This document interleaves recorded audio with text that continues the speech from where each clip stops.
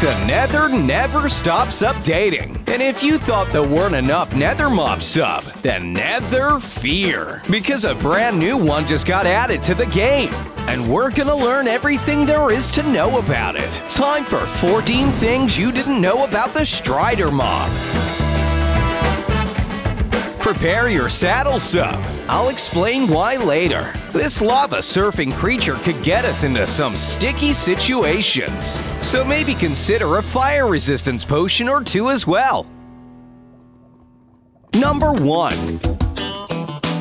Now, once you come across one of these in the wild for the first time sub, don't startle yourself. Unlike most mobs in the Nether, the Strider is actually completely passive. This means it won't attack you, even if you attack it first. A pretty peaceful creature that can somehow withstand the pure boiling heat of a lake of lava.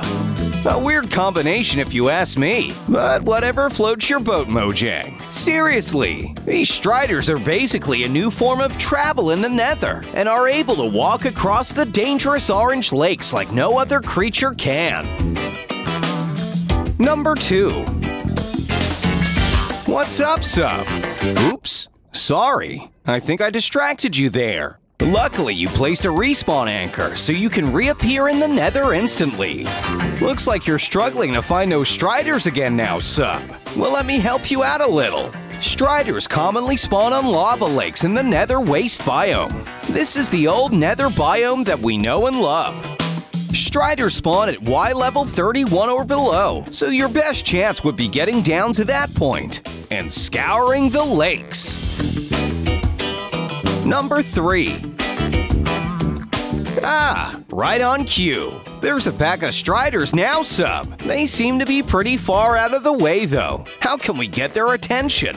A lot of the new features in the Nether update involve new types of Nether plants that can help you interact with mobs. Striders are no exception, and really enjoy the smell of warped fungi.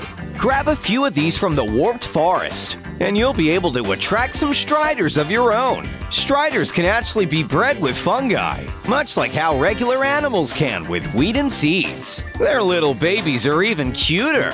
Don't you think so, sub? They even make a special noise when you take them out of some fungus. So adorable. Before we get into the next set of advanced tips for this mob, however, I just wanted to pause and ask the viewers to take some time to subscribe to the channel. We're so close to 700,000 subscribers, and you pressing that button could make all the difference. Number 4. The baby variant of Striders may sometimes spawn on the head of the adult. The adult seems perfectly okay with this. I mean, of course. Why let your child play around in a gaping pool of lava? Baby Striders will grow, but oddly, they won't dismount from their parents. I guess they just get really comfy up there. Or maybe it's a bug. The best part about these snapshots is that things can always potentially change. Number 5. Striders are now the latest mob in the game that can be ridden by placing a saddle on them. Riding Striders will cause them to roam randomly with no particular aim. However, I'm sure there's a tool out there that may be useful for this sub. You remember the classic carrot on a stick method, right? Well, consider doing that, but with one of those warped fungi from earlier. Using this, you can now control the direction of the Strider as it walks across the lava and keeps you from the flames. Watch out for the durability of the item too, as it decreases the more you use it. They can even be rode into lava falls, which they will naturally rise up, but make sure to take precaution when dismounting, or you'll land in a heap of trouble. Luckily, Striders can be rode onto land as well, and don't take fall damage on lava, so always remember that when you're in a hurry. Number 6.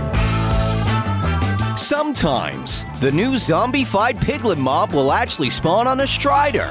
In this case, the Strider spawns pre-saddled. We've no idea why specifically the zombified piglin rides them, but one can only assume that doing it so much has caused some of the flesh to burn away, but we'll never truly know. Number 7.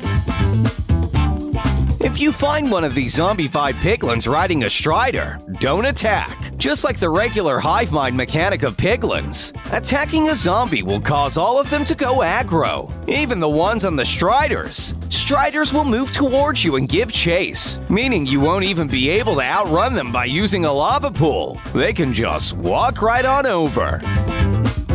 Number 8. Worried about getting your saddle back, sub? Never fear. Striders drop the saddle if you placed onto them on death. This is pretty much guaranteed every time, if it's your saddle. However, if the strider has a saddle that spawned with it naturally, along with the zombified piglin, then killing that strider will only have an 8.5% chance to drop the saddle item. If you've learned something about the new strider mob from this video, then make sure to slap a like on it. It makes all the difference. The support we've been getting on this channel recently is simply unexplainable. So many of you guys are coming along for the ride. Subs World just keeps getting bigger and bigger. Number 9. Here's a cool one. Think you're not going fast enough across the lava lakes already? Well, maybe try building a beacon or using a splash potion to add the speed boost effect to your trusty Strider steed. Striders with this effect will actually move faster on lava than on land. Number 10. Striders have a fascinating physical mechanic, unlike any other mobs, which seem to just sorta clip through each other or collide. Striders can actually walk on and climb over mobs and other entities, as if they were just solid blocks. I feel this could be something to do with how they walk over lava, and maybe this will be patched later, but if not, this could lead to some really fun experiments. Number 11. Every mob has to have a weakness, and considering striders are around a lot of fire, lava, and general hot magma environments, it would make a lot of sense if they didn't particularly get on well with water. Mojang has of course already thought of that, as striders are damaged not only by water, but rain too, at a rate of half a heart every second. That's some serious kryptonite.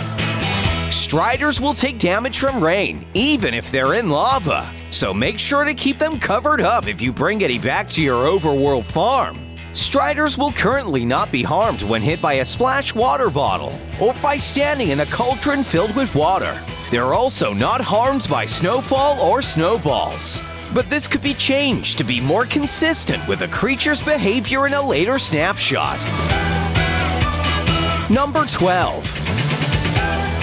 Hey, sub! I see you're trying to herd some piglins into the overworld there. That's unfortunately not gonna work. I thought I already told you. Piglins that enter the overworld will start to shiver and change into zombies. I guess you just weren't paying attention. Well, maybe this time you'll listen. It's important to take care of your strider. If they wander outside of lava, they actually start to shiver and move slower. So maybe try to avoid any wet, dark caves for now, sub. Stick to the light of the lava lakes. That's what striders seem to do at least. If spawned in other biomes, they will naturally roam towards the nearest pool of lava.